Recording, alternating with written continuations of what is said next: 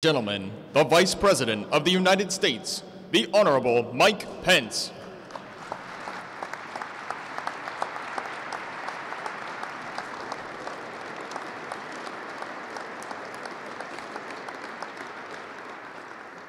Thank you, Mr. President, Speaker Ryan, Leader Pelosi, Leader McConnell, Leader Schumer, distinguished members of Congress, to Vice President Quayle, Governor Brownback, to Senator Elizabeth Dole and Robin, all the members of the Dole family, and especially to the newest recipient of the Congressional Gold Medal, the Honorable Senator Bob Dole.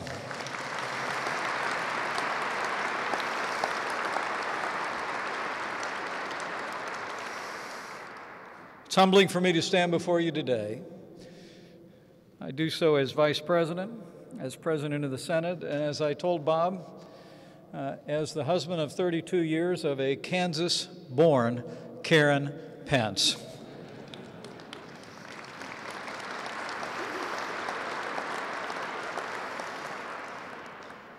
As we heard today from so many speakers more eloquent than me, from the windswept plains of Kansas to the war-torn hills of Italy to the marbled halls of Washington, D.C., Bob Dole has spent a lifetime serving this country with courage and conviction.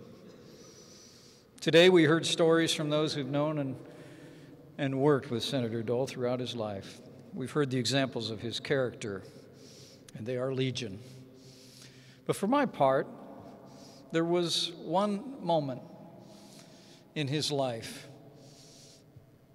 that seemed for me to embody the character of this great American.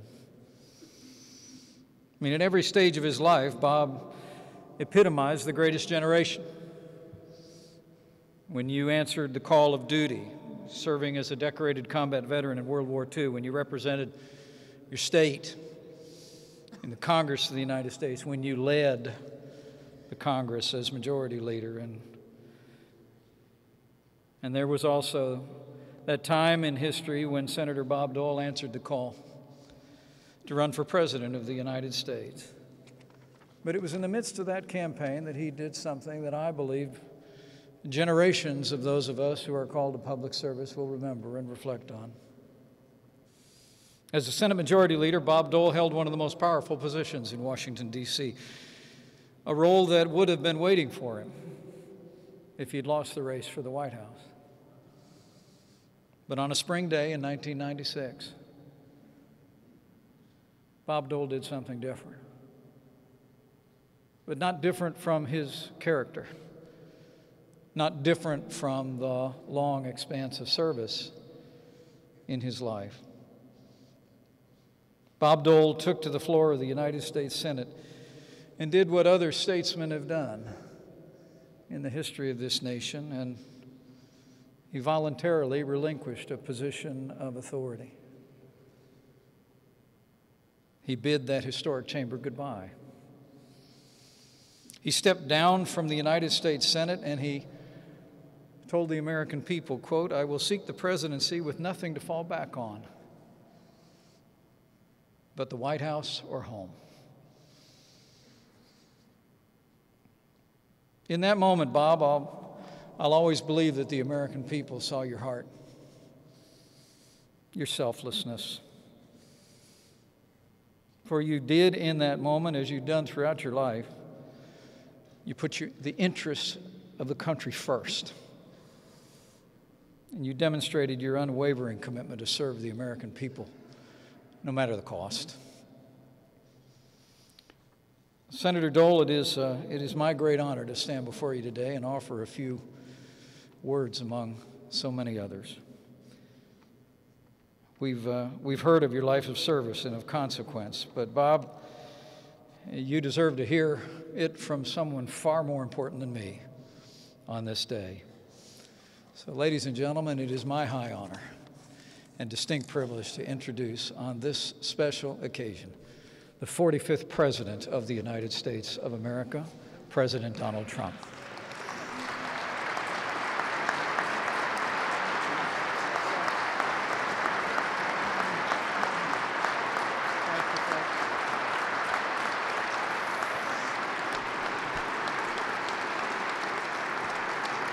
Thank you very much. And I must say that it is my great honor to join you today and to witness this incredible moment in history, the presentation of Congress's highest civilian honor to our friend, a true American hero, Bob Dole. And Bob, it's an honor to be here. Thank you very much. Great job. Great job. Bob earned his place in the Chronicle of American Legends by the time he was 21. And in the decades since, he has never stopped earning his place in the pages of American history. I also want to recognize Senator Elizabeth Dole. Elizabeth, that was beautiful. Your words were beautiful. Thank you very much. You've been my friend for a long time. Thank you very much. And you've meant so much to our country and done so much for so many, and I know that very well. Thank you.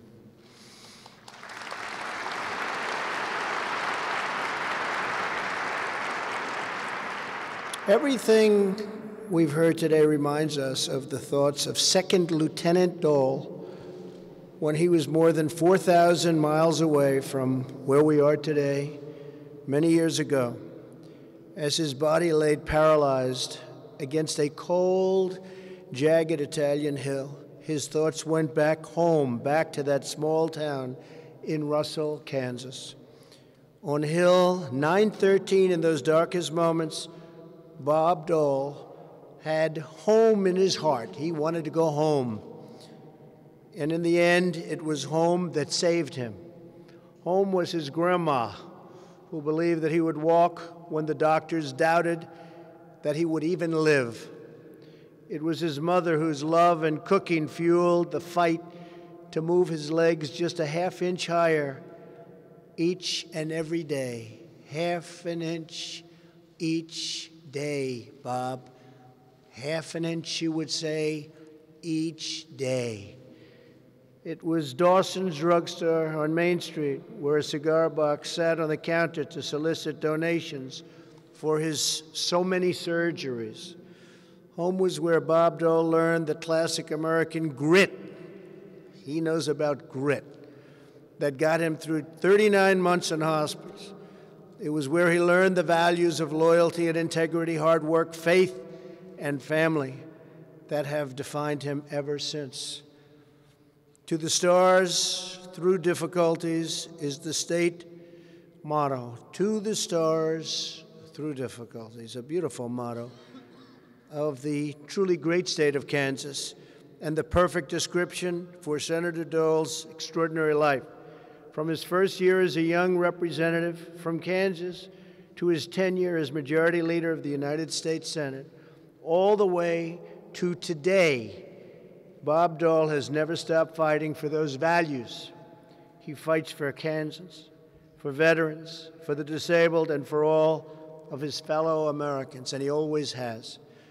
Tens of thousands of veterans have boarded honor flights to visit World War II Memorial, thanks to, in great measure, Bob Dole. Nearly every day at the memorial, you can see tough war heroes in their 80s and 90s moved to tears, and many recount the unforgettable experience of being greeted at their memorial, and much to their surprise, by Senator Dole, somebody they have great respect for. One World War II veteran from Ohio wrote him after a visit. He told him that before he traveled on the honor flight, that's capital H, capital F, very important, honor flight, to see the memorial, he felt like he hadn't amounted to very much. He didn't feel good about himself. But when he came to Washington, met Senator Dole, and saw the memorial to his service, he said, I truly felt like a hero. For a day, I've never felt any better. That's because he remembered he was part of something much greater than himself. He was an American patriot who defended freedom in its need of hour.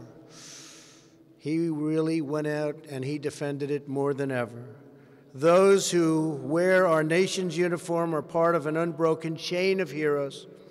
Their sacrifice, Bob's sacrifice, keeps us safe and prosperous and free. Long after we are gone, when our children and grandchildren and great-grandchildren visit that extraordinary tribute on the National Mall, they will no longer find World War II veterans gazing up at their memorial to their friends and their deeds.